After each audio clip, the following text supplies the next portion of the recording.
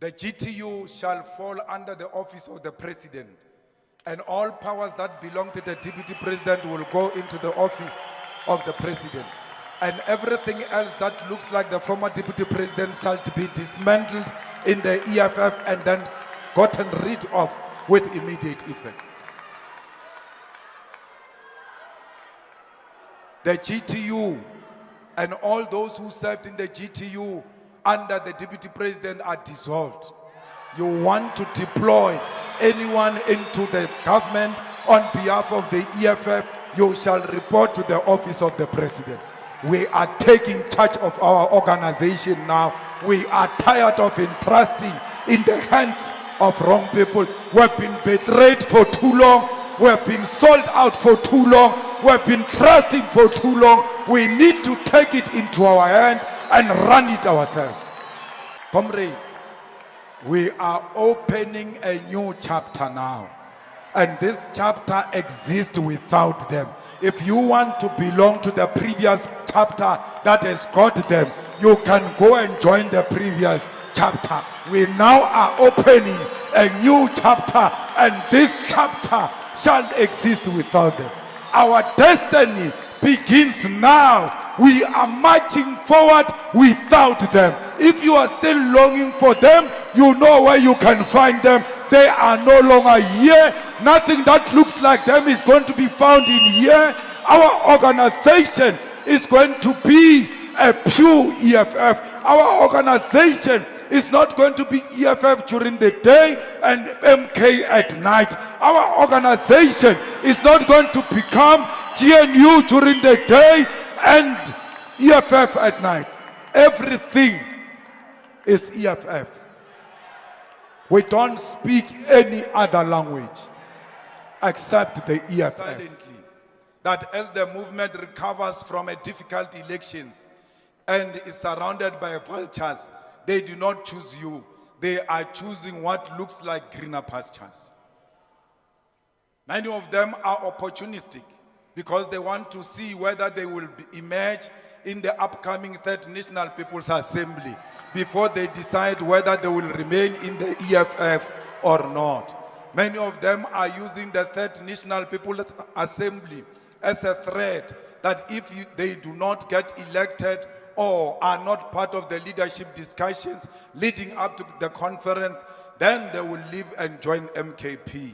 We must never be blackmailed by those who want to threaten us with leaving after the Third National People's Assembly. I want to say to them, leave now. Leave now so that we can know how many soldiers we have in this struggle to liberate our people. You must leave today because nothing is going to change between now and December. Nothing is going to change now and in the future. The future looks bright because we determine it today. We are here to make our destiny for how the future looks like tomorrow. Leave now. We have no reason to beg anyone. If you want to leave, leave now and leave us alone. Even if we are alone, we'll always continue to speak truth to power. It's very painful to count the soldiers you don't have. Fellow fighters, none of you should allow anyone to bargain their loyalty for position. Anyone who bargains their loyalty in exchange for a position or deployment is an enemy agent who must be identified and isolated from our movement. Your silence has told us enough about your character. We do not need people who are considering their options in the EFF. We do not need people who are willing to sacrifice principle in exchange for blue lights in the EFF. We only need people who are loyal to this movement and loyal to our people no matter what. Our task now, comrades, is to build this movement and isolate those who think the EFF is a step ladder to positions and personal gain. Comrades, we need to remind ourselves why we joined the EFF. Do not be persuaded by those who have fallen along the way. Do not be discouraged by those who have lost hope, because they thought that the revolution is a bed of roses. We must remain confident. We must remain dedicated. We must never be shaken by those who joined our struggle for personal gain. Comrades, there is nothing wrong we have done to anyone. We have not wronged anyone internally and externally. Those who left have never said to us, create a space for us to ascend into power so that we too can lead. They've never, through their factional groupings or individual courage, come forward and say, you can't be president forever. At some point, I must be president. You celebrate cowards who have never confronted us, who have never said to us, this is our cry, this is what we are complaining about, this is what we need you to do. None of those things have ever happened.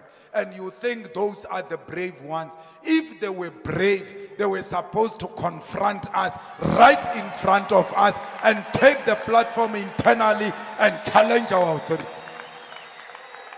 Why should you be encouraged by cowards? Why should you follow cowards? Since when cowards determine your future? Comrades, this organization has never had any challenging moment ever. We have never amongst the leadership differed fundamentally about anything. If that issue is there, let them raise it. And they must tell you at which platform did they raise it and what was the response. That's why they go around spreading malicious rumors, because they've got nothing politically solid as to why they betrayed the movement of the. We will not abandon our radicalism in Parliament. We will not abandon our quality input in Parliament. And no Twitter is going to tell us to abandon the Progressive Caucus. We are in a Progressive Caucus because we agreed on a progressive charter. But let me tell you, we are not in alliance with MK. We have nothing to do with MK. What MK does is none of our business. We disagree with MK. We are going to contest MK. We are going to say what we want to say and how we feel about MK. But when we arrive in Parliament, the progressive must unite against the GNU of the racist DA and the Freedom Front Plus.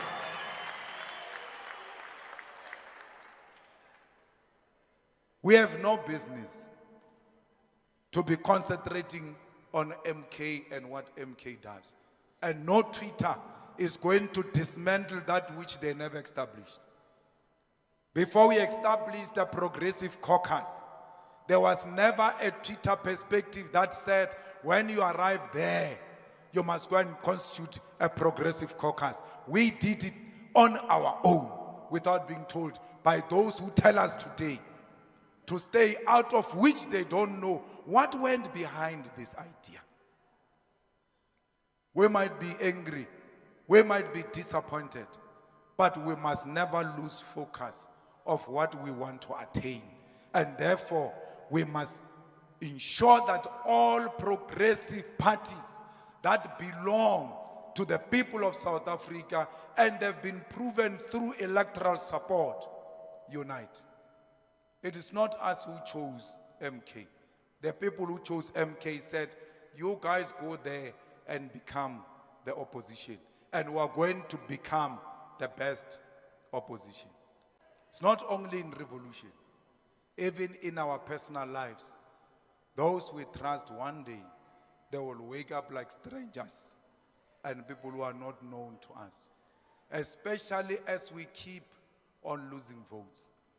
You must know every vote you lose, you stand a chance of losing so many opportunities who are coming to you and closer to you because they thought you are about to become something. It doesn't only happen in politics. It happens even in families. You must be alive to that reality. I thank all of you for your messages and your Bible verses. I even thought someone died or something because it was read chapter what and chapter this and I was like, they don't know that it comes with the territory. It looks like it is going to happen for as long as we are in the struggle. But it doesn't mean we must lose confidence and trust in humanity. Comrades, I'm very proud that I stand before you today. There is no single one of them who can ever say I betrayed them. I've never sold anyone in my entire life. People used me. People used me for self-enrichment. People became what they became. I never used them for anything. I can tell you now, when they were accused of killing Godrich's daughter, I stood up for them.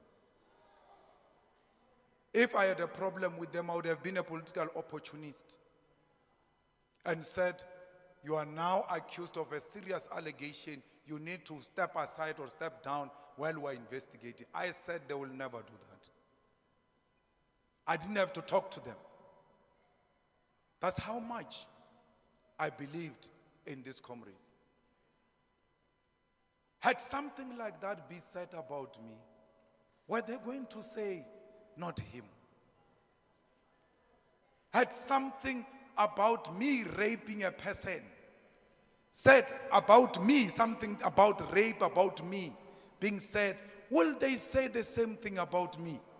That not him.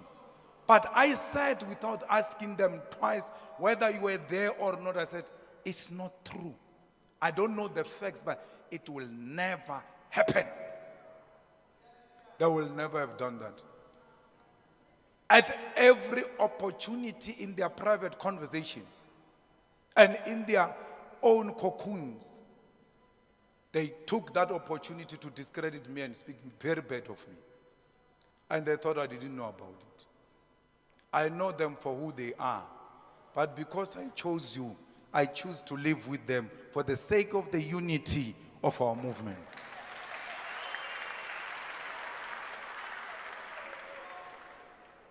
You must never, ever use these experiences that I have to become paranoid and see a spy everywhere you walk in the EFF. This must never be a paranoia. This must never be an evidence enough for you not to trust your own comrade and defend them. What they do is their business. Remain principled and defend your own fellow soldiers on the ground. We will not be betrayed today only. We'll be betrayed into the future. But ours doesn't belong to us only. We inherited it from those who died. This is not our struggle. This is a struggle of our forefathers. This is a struggle of those who came before us, died without having achieved the objective of this struggle. So you have no right at all not to believe in this cause because people died for this cause, because of the behavior of some few individuals. This is a reason more enough for you to remain determined and know why Chrisani was killed. Know why these people killed their own comrades. We should be able to learn from history that Thomas Sankara was killed by those who were close to him. But the killing of Thomas Sankara by those who were close to him never deterred you from joining the struggle. Actually, you use that principle and determination. I don't